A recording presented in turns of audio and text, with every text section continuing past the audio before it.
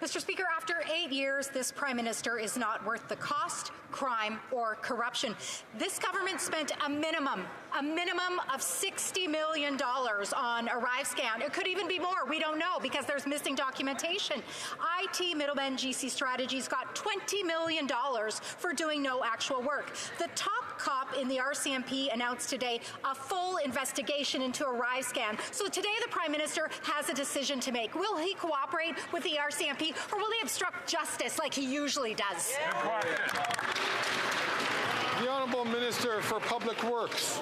Thank you, Mr. Speaker. Again, this question has received multiple answers, including from our colleague, the Minister of Public Safety.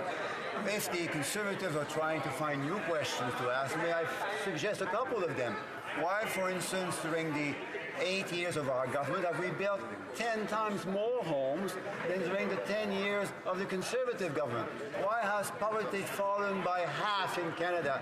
Why is the Canada Child Benefit taking out of poverty 400,000 children and their parents every single month?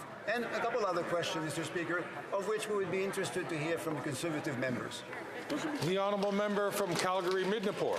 Mr. Speaker, even the Auditor General said that a crisis situation is no excuse for this lack of value for money for Canadians. Conservatives have put forward today a motion related to ArriveScan to get money back from the contractors who did no actual work.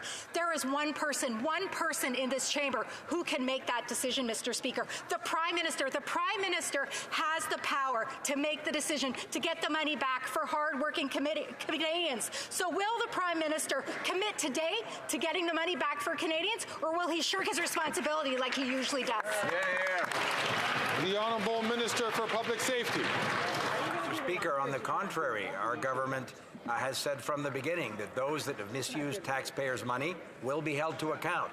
And once the investigations that the CBSA, for example, has ordered internally, once the RCMP report is completed, if in fact money was misappropriated, of course the government will take all the steps to recoup that money. Mr. Speaker, we've said from the beginning that anybody who mishandles taxpayers' money will face the consequences, and that's exactly what this government is doing.